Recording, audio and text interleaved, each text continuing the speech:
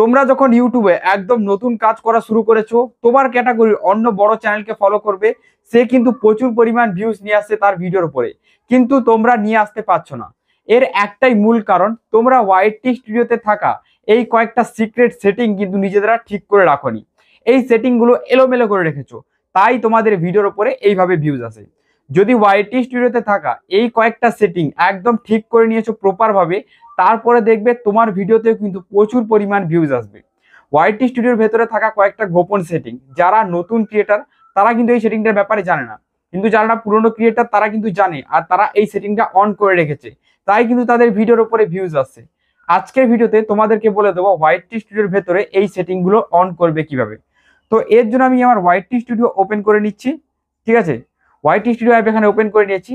তোমরা চ্যানেলের নতুন হলে সাবস্ক্রাইব করে দেবে এইরকম ইন্টারেস্টিং ভিডিও দেখার জন্য। এবার দেখো আমি এখানে কি করব।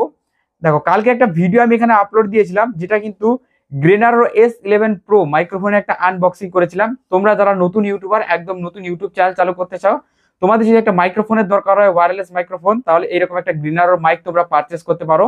ফুল ভিডিও কিন্তু তৈরি করে দিয়ে দিয়েছি, এই চ্যানেলেই রয়েছে, গিয়ে অবশ্যই ভিডিওটা একবার দেখে নেবে। ঠিক আছে, এই সাউন্ড কোয়ালিটি কিন্তু খুব ভালো, তোমরা শুনতেই পাচ্ছ। কি করবে, প্রোফাইলের লোগোর উপরে ক্লিক করবে। এখানে ক্লিক করার পর দেখো এখানে দেখতে পাবে সেটিং বলে একটা অপশন, এই সেটিং এর অপশনে ক্লিক করবে। এইখানে ক্লিক করার পর একটু লোডিং নেওয়ার পর দেখো উপর দিকে দেখাবে নোটিফিকেশন পারপাস, এইখানে ক্লিক করবে। ক্লিক করার পর দেখো এখানে অনেকগুলো অপশন অন হয়ে যাবে। তার মধ্যে নাম্বার 1 যেটা রয়েছে কমেন্ট।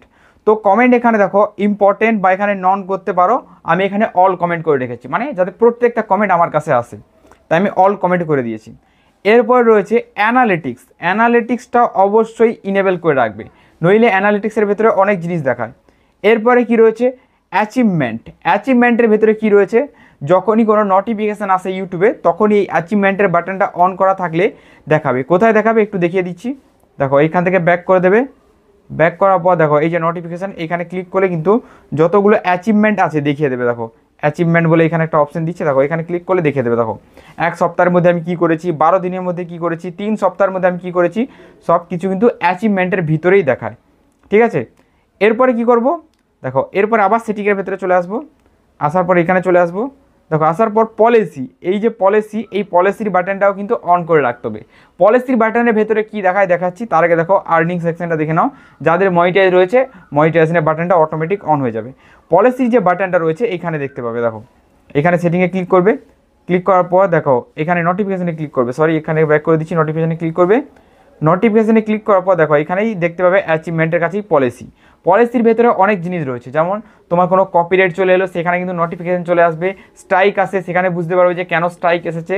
কোনো যদি ভুল বা উড়াধরা স্ট্রাইক দেয়, তাহলে কিন্তু তুমি ইউটিউবকে মেল করতে পারো। তাই অবশ্যই নোটিফিকেশানটা, আর এখানে অ্যাচিভমেন্ট, আর এখানে রয়েছে যেটা পলিসি, এই 3টে বাটন অবশ্যই অন করা লাগবে। যদি এই 3টে বাটনের মধ্যে তোমার কোনো বাটন অফ রয়েছে, তাহলেও কিন্তু তোমার বিশাল বড় ক্ষতি হবে। ঠিক আছে, এরপরে বন্ধুরা 2 নম্বর সেটিংয়ের কথায় চলে আসি। 2 নম্বর সেটিং আমাদের কোথায় রয়েছে, 2 নম্বর সেটিংয়ের কাছে আসার জন্য প্রোফাইলের লোগোর ওপরে ক্লিক করে দাও। পেন্সিলের অপশান দেখাচ্ছে, এখানে ক্লিক দাও। পেন্সিল অপশানে ক্লিক করার পর এবার দেখো এখানে হোম ট্যাব বলে এখানে একটা অপশান দিচ্ছে, এখানে ক্লিক দাও। দেখো হোম ট্যাবের এই বাটনটা যদি কারো অফ করা রয়েছে, তাহলে কি হবে, দেখো হোম ট্যাবের এই বাটনটা অবশ্যই অন করে রাখতে হবে। আর এখানে যে ফর ইউর বাটনটা, হোম ট্যাব অন করলেই ফর ইউ অটোমেটিক ইনেবল হয়ে যায়। এই যে হোম ট্যাপের বাটনটা রয়েছে, এই হোম ট্যাপের বাটনটার কাজ কি, যদি তোমার চ্যানেলে কেউ ভিজিট করে, তাহলে কিন্তু তোমার চ্যানেলে সর্বপ্রথম যে ভিডিওটা তুমি সেট করে রাখবে পপুলার ভিডিও, সেটা কিন্তু হোম ট্যাবের ওপরে দেখা যাবে, যেটা আমি ইউটিউব ওপেন করে তোমাদেরকে দেখাচ্ছি।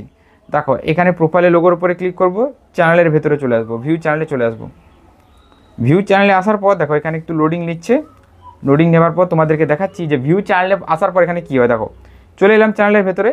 তো এটা নিজের চ্যানেলে এসেছি, তো তাই এখানে দেখাচ্ছে না, এখানে অন্য কারোর চ্যানেলে গেতে আমি। ওকে, সাবস্ক্রাইবার সেকশনে চলে আসছি। দেখা যাক কার চ্যানেল সাবস্ক্রাইব করা হচ্ছে। দেখো এই যে আমার এই চ্যানেলটা রয়েছে, এই চ্যানেলটার ভেতরে চলে আসছি। দেখো আসার পর আমি দেখাচ্ছি, দেখো এই দেখো হোম ট্যাপে, দেখো হোম ট্যাপ সেট করা হচ্ছে, তাই এই ভিডিওটা কিন্তু ফট করে আমার এখানে সাজেস্ট হয়ে গেছে। এটা আমি লাগিয়ে রেখেছি, তাই এখানে দ্বারা চলে এসেছে। তোমরা এখানে যে ভিডিওটা লাগাবে, তোমার চ্যানেলে ধরো একটা পপুলার ভিডিও যেখানে প্রচুর পরিমাণ ভিউজ আসে, তুমি চাও আরও ভিউজ আসে, তাহলে কি করবে, এইটা হোম ট্যাপে লাগিয়ে দেবে। লাগালে কি হবে, কোনো ভিউয়ার্স যখন তোমার চ্যানেলে আসবে, এই যে টপ ভিডিওটা এটা কিন্তু তার পছন্দ হয়ে যাবে। তারপরে এই টপ ভিডিওটাও কিন্তু দেখবে, দেখার পর আরও একটা দুটো ভিডিও তোমার দেখবে। যদি তোমার চ্যানেল পছন্দ হয় তাহলে সাবস্ক্রাইব করে রেখে দেবে। এটা কিন্তু ভিউজ বাড়ানোর জন্য একটা ভালো জিনিস। তারপর দেখো এই যে ফর ইউতে তুমি যে রিসেন্ট ভিডিওগুলো ছাড়বে সেগুলো সাজেস্ট হবে। দেখো এইখানে সাজেস্ট হচ্ছে, রিসেন্ট ভিডিওগুলো আমার প্রত্যেকটা এখানে সাজেস্ট হচ্ছে ফর ইউর ভেতরে। আর এই ফর ইউর বাটনটা অবশ্যই ইনেবল করে রাখতে হবে, ঠিক আছে। আমার এখানে ইনেবল রয়েছে। তারপরে নিচের দিকে দেখো সেটিংস বলে আরও একটা অপশন দিচ্ছে নিচের দিকে, এখানে ক্লিক দাও। তারপরে এই যে মোরের অপশন রয়েছে এইখানে ক্লিক দাও। ক্লিক দেওয়ার পর এইরকম ইন্টারফেস খুলে যাবে। দেখো এখানে কি রয়েছে, ভিডিও, শর্টস, লাইভ স্ট্রিমিং। এই তিনটের মধ্যে যেটা তোমার অফ থাকবে সেটার উপরে ভিউজ আসবে না। মেনে নিচ্ছি কোনো কারণে শর্টের এখানে বাটনটা এইভাবে অন করা রয়েছে, কোনো কারণে অফ হয়ে গেছে। বাই ডিফল্ট এগুলো প্রত্যেকটা অন থাকে, কোনো কারণে অফ হয়ে গেছে শর্টেরটা। তাহলে কি হবে, তোমার শর্ট ভিডিওর উপরে কখনো ভিউজ আসবে না, কারণ এই বাটনটার জন্যই ভিডিওর উপরে ভিউজ আসে, ভিডিওগুলো সাজেস্ট হয়। এই বাটনটা ইনেবল করার মানে যে ভিডিও সাজেস্ট হবে। এই যে ভিডিওর অপশন, এটা ক্লিক করা থাকলে ভিডিও সাজেস্ট হবে, শর্টসেরটা ইনেবল থাকলে শর্টস সাজেস্ট হবে, এমনকি লাইভ স্ট্রিমিংটা অন থাকলেও লাইভ স্ট্রিম সাজেস্ট হবে। এই জিনিসটা ক্লিয়ার করতে পারলাম। এরপরে নিচে দুটো অপশন পাবেন, দেখুন একটা হলো অল কন্টেন্ট আর একটা হলো রিসেন্ট 12 মান্থলির কন্টেন্ট। মানে তোমার কন্টেন্টগুলো 12 মান্থ হওয়ার পর, মানে 1 বছর হওয়ার পর আর রিচ ইমপ্রেশন কোনো কিছু পাঠাবে না, ভিডিও দাঁড়িয়ে যাবে। তো এটা করবে না, একটা ভিডিও 1 বছরের মধ্যে থেমে যায় না, দেখা গেছে 1 বছর পরেও সেই ভিডিওটা চলবে। তাই সবসময় এটা অল কমেন্ট বলে এখানে চুজ করে দেবে, ঠিক আছে। আশা করি এই জিনিসটা তোমাদেরকে একদম ভালোভাবে বোঝাতে পারলাম, ঠিক আছে। এখান থেকে ব্যাক করে দিচ্ছি। ব্যাক করে দেওয়ার পর এবার দেখো অ্যানালিটিক্স যে এখানে অপশানটা দিয়েছে এখানে ক্লিক করে দেবে। ক্লিক করে দেওয়ার পর দেখো এখানে ইয়োর উইকলি হেয়ার বলে এখানে একটা অপশন দিবে, এখানে ক্লিক করে দেবে। দেখো 1 সপ্তাহের মধ্যে তুমি কী করেছো দেখিয়ে দেবে। 1 সপ্তাহের মধ্যে 5টা ভিডিও আপলোড দিয়েছি, এখানে একটু কম হয়ে গেছে, আপাতত 6টা 7টা ভিডিও এখানে আপলোড দেওয়া দরকার ছিল, ঠিক আছে। লাস্ট সপ্তাহের মধ্যে দেখো এইটা দেখাচ্ছে। এরপরে দেখো এখানে ক্লিক করলে এই ভিউজ এসেছে। তারপরে দেখো কোন কিওয়ার্ডটা এখানে সবচেয়ে বেশি সার্চ হচ্ছে, দেখো রেডমি মোবাইলের লক কীভাবে দেয়, এই যে কিওয়ার্ডটা আমার এখানে সার্চ হচ্ছে 1 2 3 আসছে। তারপরে এই কিওয়ার্ডগুলো আমার চ্যানেলে বেশি সার্চ হচ্ছে, টপে সার্চ হচ্ছে। এরপরে সরালে আরও এখানে দেখতে পাবো এখানে কি রয়েছে, ওয়াচ টাইম। দেখো এখানে দেখাচ্ছে আমার সবচেয়ে পপুলার যে ভিডিওগুলো, মানে সবচেয়ে বেশি ওয়াচ টাইম আসছে কোন ভিডিওগুলো থেকে। দেখো এইখানে মোবাইলে যে নো সিম কার্ড সাপোর্ট, এই ভিডিওটা থেকে সবচেয়ে বেশি ওয়াচ টাইম আসছে। তারপর মোবাইল সাইড ব্যাক সেটিং, এটার উপরে সেকেন্ড। তারপরে একটা রয়েছে ডেটা কীভাবে ট্রান্সফার করা যায় এটার উপরে, ঠিক আছে। এরপরে হচ্ছে এই লাইক এসেছে, দেখো তারপরে এই শেয়ার এসেছে, এই কমেন্ট এসেছে।